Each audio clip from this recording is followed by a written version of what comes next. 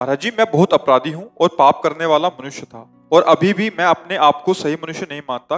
आपकी कृपा और आपके सत्संग से सुन के मैंने अफीम और मदिरा का सेवन और पराई स्त्री गमन भी छोड़ दिया है। परंतु गुरुदेव, मेरा अपने आप में ये विश्वास नहीं बन पाता कि मैं अपने मन से फिर ना हार जाऊं और किसी अपराध को दोबारा ना कर दूं। महाराज जी, ये बल कैसे मुझे मिले? नाम से, सत्संग से, शास्त्र स्वाध्याय से। देखो, जितनी भी गलतियां होती हैं वो मलिनता में होती हैं, मलिन मन में। हमारे घर में इतना सुख है, हमें बाहर से जरूरत नहीं, पर हम बहिर्मुख हो गए, हमारी इंद्रियां बाहर चले गए हैं। अब हम व्यसन में सुख, भोगों में सुख, अब वो चाहे पापाचरण से मिले चाहे अधर्माचरण से मिले, यही हमारी बुद्धि भ्रष्ट हो गई है, बुद्धि नष्ट हो रही है। बड़ी कृपा है जो आप सब कृपा करके सत्संग की बातें सुन रहे हैं, शास्त्र की बातें सुन रहे हैं और आप अपना सुधार कर रहे हैं। आपको डरना नहीं है, पर एक ब्रेक लगानी पड़ेगी।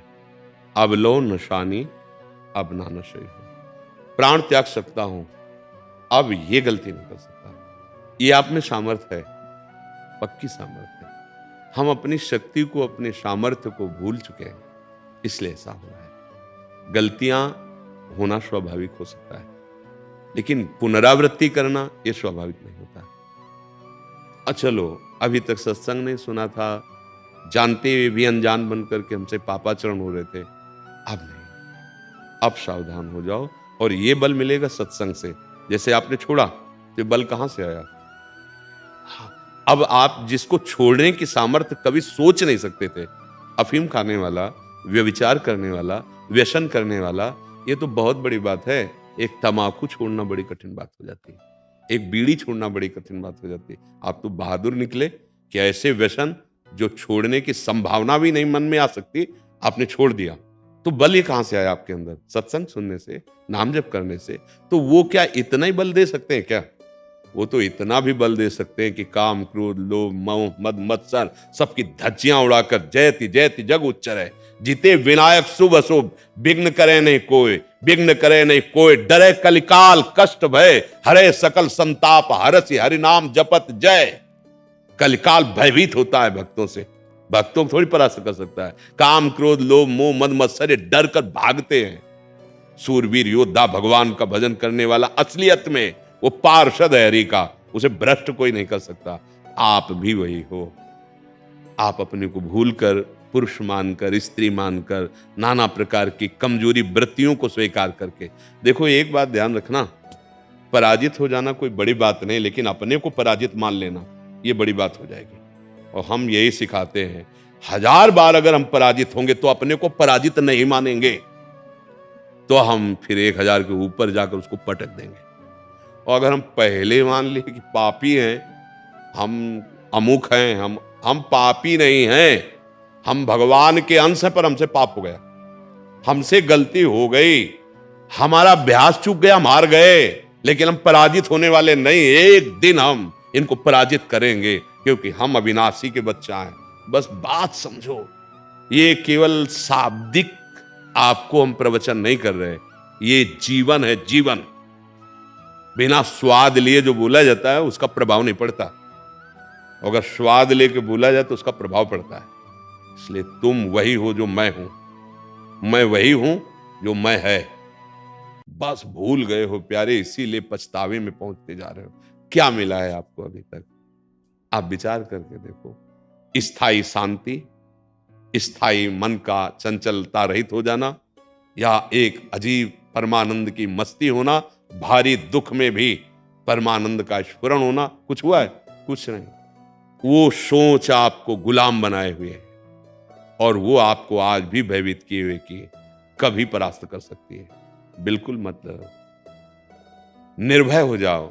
जब वो परास्त करने आएगी तो हमारे पास हरि जो है, गुरु जी हैं, वो मुझे रक्षा करेंगे। वो कह रहे हैं, करो सदा तिनके रखवारी, जिम बालक राखे मातारी। ये प्रवचन नहीं, देखा है जीवन। तो नाम ने और गुरु कृपा ने कदम कदम पे हमको बढ़ाया है, और देखा है कैसे बचाते हैं। छोटा बच्चा जैसे ना कुछ भी पकड़ने की कोशिश करता है, माँ एक थप्पड़ मार के उसे बचाती है। ऐसे ही भगवान, जिसकी यात्रा पूर्ण होती है सिर्फ भगवान की कृपा से होती है। चाहे जितना ज्ञान बघारो, और जिस समय माया अपना लुभावना रूप प्रस्तुत करेगी ना, उसके बहुत रूप हैं, उस समय गिरे ही गिरे हो, बचना असंभव।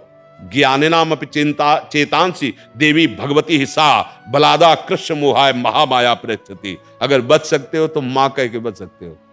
कोई कितना भी ज्ञानी ध्यानी हो, रौंदते पाया गया है माया। माया रौंद दी, और भगवान का जो भक्त भगवान के आश्रय हुआ ना, छोटा बच्चे की तरह भगवान ऐसे रखते हैं। हमें लगता है हमें ये नहीं डरना कि हमें कौन गिरा देगा। हाँ, इतना निडर नहीं बन जाना कि हम कूद पड़े, ये भी बात समझो। डरना भी नहीं कि हम निराश होकर मार्ग भ्रष्ट हो जाएं, लेकिन इतना भी निर्भय नहीं हो जाना कि हम ताल ठोक के घुस जाए। ऐसा भी नहीं, यहां ऐसे निकला जाता है, तृणादपि सुनीचेन। ठीक है ना, राधा राधा राधा राधा, कौन बाधा परास्त कर सकती है। और अंदर की बात कहता हूं, कोई भी बाधा जब हम स्वीकृति देते तब हमारे ऊपर आती है। काम हम चिंतन किए और दस्तखत कर दिए, हाँ अब तुम नहीं बच सकते, दस्तखत होने के बाद तुम्हें भ्रष्ट ही कर देगा। कोई व्यसन, वो पहले अंदर आएगा, बहुत मस्ती आएगी यार, आज केवल ले लेते हैं। अब आपने स्वीकृति कर दी, हाँ बस वो बांध लेगा। आप स्वीकृति देने में सावधान रहें तो कोई परास्त नहीं कर सकता। सच्ची बात देखो, अंदर से कोई भी भोग, कोई भी व्यसन, कोई भी क्रिया करने के पहले अंदर प्लानिंग बनती है। उस प्लानिंग को यदि नष्ट कर दो, जिसे संकल्प कहते हैं, तुम्हें कोई परास्त नहीं कर सकता। पर हम क्या होते, आराम से प्लानिंग का रस लेते हैं, ऐसे से ऐसे ऐसे से ऐसे ऐसा, फिर बड़ी मस्ती। हाँ बस हाँ बोला कि वो इतने बड़े खिलाड़ी है, मन इंद्रियां वो तत्काल आपको अधीन। अब परिणाम जब आया तब आप दुखी हो गए, नाना प्रकार के क्लेश भोग रहे हैं। इसलिए नहीं, अब डरना नहीं, निकलो निकलो, कोई नहीं परास्त कर सके, क्योंकि सबके पास पावर हरि का है। बात यह समझनी, असुरों में, देवताओं में, काम क्रोध में, सब में पावर हरि का है।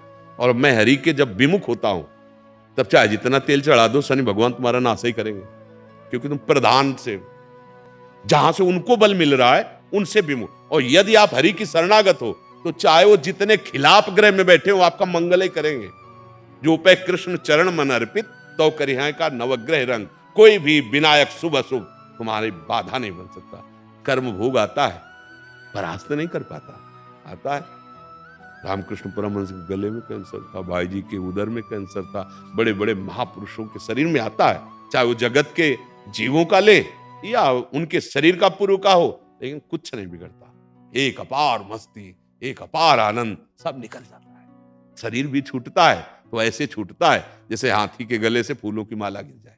ए जन्मत मरत दुसाधु कोई, चलो वीर बहादुर बनकर नाम जप करो, गंदे आचरण मत करो, भोग वो भोगो जो आपके लिए विधान बना दिया गया। जैसे गृहस्थी में है, पत्नी है, सब व्यवस्थाएं हैं धर्म पूर्वक, अधर्माचरण नहीं, अधर्माचरण नहीं। कानून के दो स्वरूप हैं, एक शास्त्रीय कानून और एक हमारा राजकीय कानून।